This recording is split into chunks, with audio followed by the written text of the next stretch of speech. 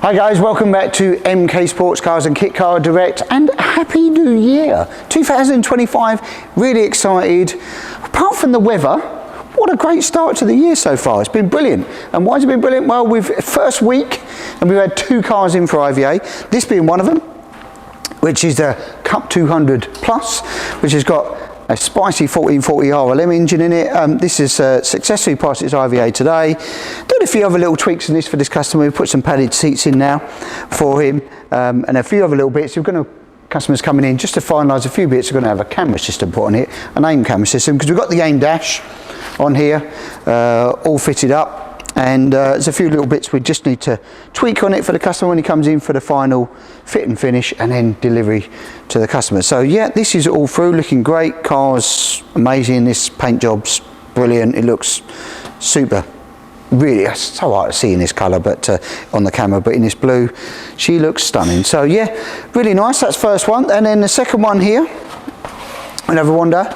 Say hi, Aaron. This is new member of the team. This is Aaron. He's working on here. We've got this one. This is the S2000 car. Both these cars are for Peters, actually.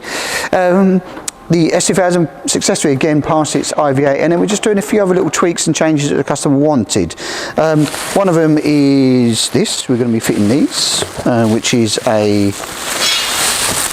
LED headlight. I've seen them before, no doubt.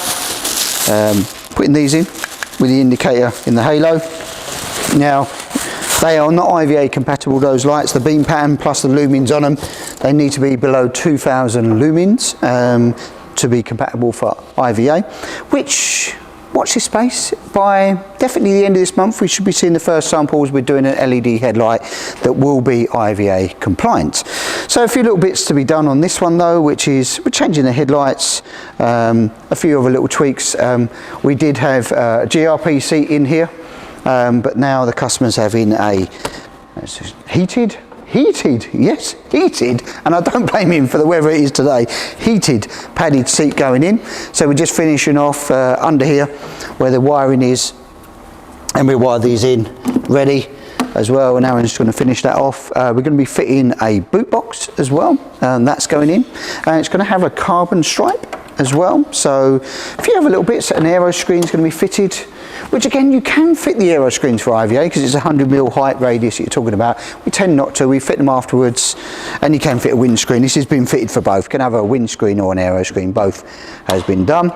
And there's a few other bits on the steering, column changes, some little bits of tidying up under wiring here that we're finishing off as well. And that's it really. And then should be ready to go after the new owner. But yeah, different seat variations.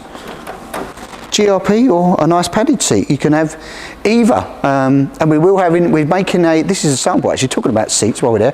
This is a first sort of sample one we pulled out, which is a slightly wider seat in here. This is 20mm wider.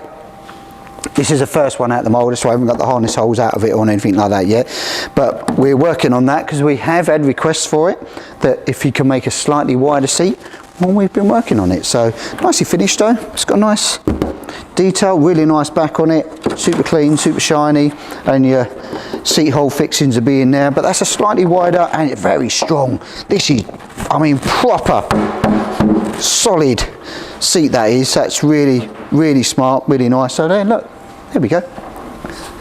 Different kind of thing, but a couple of different options that are going to be sort of available. You can see the width on this in comparison. It is quite a bit wider. So for you ones who've had a few too many mince pies over the festive season, this is right up your street.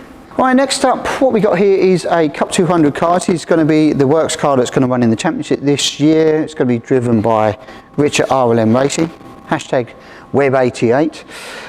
It is going to be, yeah, done. So we started to build on this. It's pretty, you've seen it 100 times, guys, but if not, we've got slightly different wishbone that we're looking at here, slightly slimmer. We're just having an experiment with that as well.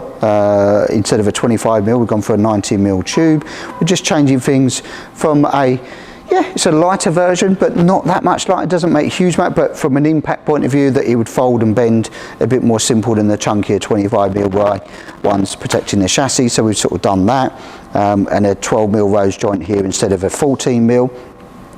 Rest of the assembly, all the billet upright is all the same, the 2.2 quick rack and all of that, all the front rocker suspension, all the same, but the cup dampers are different. They have a different rod here and different valving. There's a 16mm rod in there and a different valving in them. That's for the championship that we run. And then we've got the pedal box in, we've got the floor pans in, we've got the prop shaft in, which is all here. The reverse motor, which is good actually time to see where putting the reverse motor in. A sprocket here for it and a reverse motor bolts in here, just to give you an idea. Don't need it for the championship, but this is going to be road legal, this car as well, so obviously you need it for IVA. Prop shaft's all nicely in, and in the back end again we've gone with a slightly slimmer wishbone, again really for an impact point of view, gone for a 19mm. And then we have, it's not this disc, this is a temporary one we put on, but new ones are going on with the calipers, but gives you an idea of the billet bearing carriage. Is 60mm billet bearing carriage with our bracket that we machine up for a wheel caliper, and this is machined down, or it's not even machined now, these are made productionised to 134mm to fit into the 240mm disc. Brand new drive shafts and a diff completely, it's a 338 ratio diff in there as well. So yeah, looking at, and then it gives you a nice opportunity to see like how we do the camber adjustment on these, toe adjustment on them. Pretty easy really, to be honest with you. Nice and simple to adjust them. Just undo this and you can adjust the toe. So it's pretty easy. Same as up the top here to adjust the camber. Undo the lock nut. You can wind this at the back and it will move it in or move it out, and then you can lock it off so you can do your camber and your toe really quickly and really easy actually. And then it has the little holes in here, so once you set the position you can, if you want to, lock wire it in place. You've got a little hole in there, pull a foot wire through, lock it in around the wishbone so it won't unmove in any way in case this lock nut did try to escape. You can then keep it under control. Then we've got the speedo sensor. We get asked a lot, where do you fit your speedo sensors? We make a little bracket that you have to bend here, but bend here, we fit it on this position, and then we'll have two metal pickup points, or you can use magnets, but metal pickup points on here, and that's where your speedo sensor will then wire in, so nice secure. And then it doesn't matter if you change your gearing ratio. It does matter if you change your tyres. If you change your tyres, the aspect ratio and all of that, then it will affect and you'd have to recalculate it. But if not, if you're running the 205 and you change the diff to a different ratio, it wouldn't make a blind bit of difference. It's all built on the rotation per mile of this particular tyre circumference. So cracking on with that, but the bodywork's all been trimmed and fitted. So we've got a cup nose here. Done all this, so there is some trimming out to do on these. We've done this edge has to be flattened down and trimmed for the fasteners, and then we've got a scuttle just has to be trimmed out here and here in this section, just where it fits. I'll show you where that does now. It's actually a good opportunity to show you. Just a little bit of trimming now, and then that slots on nicely in place like so. So you have your two fixing holes here that hold the scuttle down, and then a trim out for where the dashboard bar mounts in place. That's nice and easy.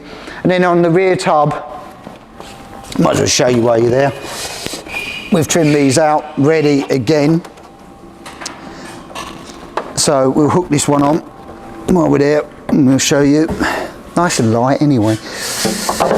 Once it secures in place, just a little bend that tweaks over, pop it into place, up we go.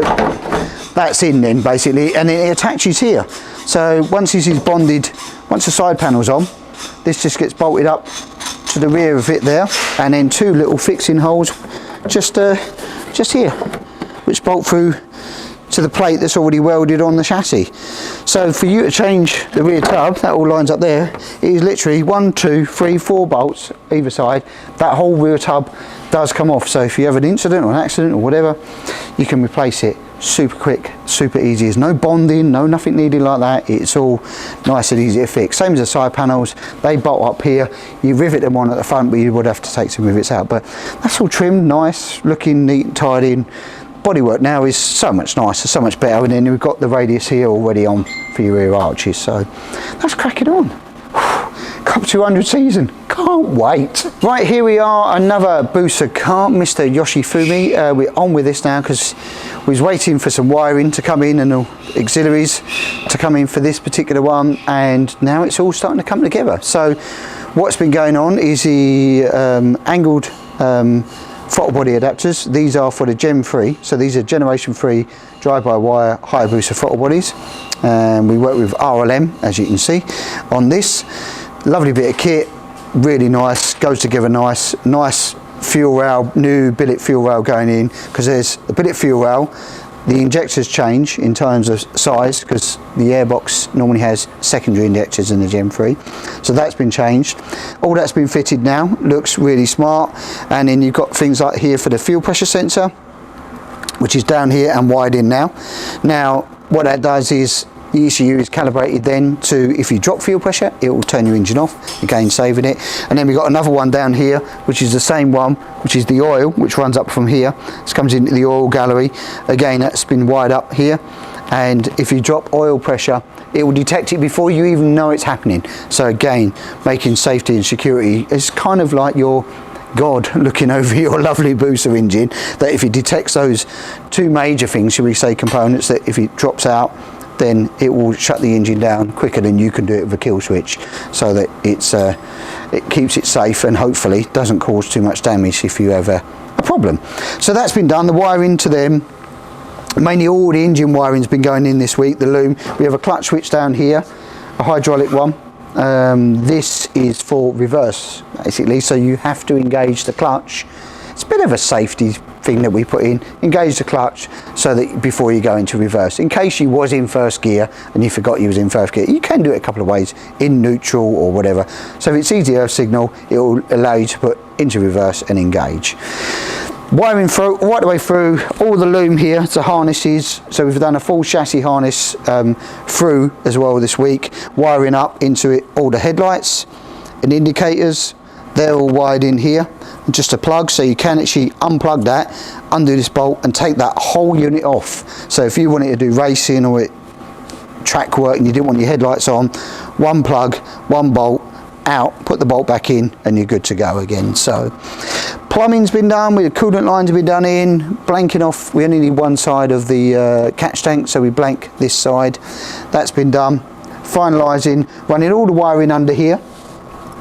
Two relays, we've got the fuse box, all the loom coming up through the centre here, the starter relay in here from the Busa one, and the life ECU and the battery and all that mounted underneath. The rectifier is here, do the wiring in for that, so the rectifier sits in a tunnel, just helps with a bit of cooling because there's air sort of moving over it. We never always put them in that same position, never have any issues with them, because sometimes the earlier ones did melt and have issues with them. So that's all been done, and then moving around into the interior, we started setting out the dashboard. So these are being labelled, got some labels to go on it, but for now all the wiring is being done for these, which is reverse lights. You've got the aim stuff going in here, the starter, the hazard switch, the battery kill switch, and the nice aim Strada dashboard, which is great. I mean, it just looks so nice.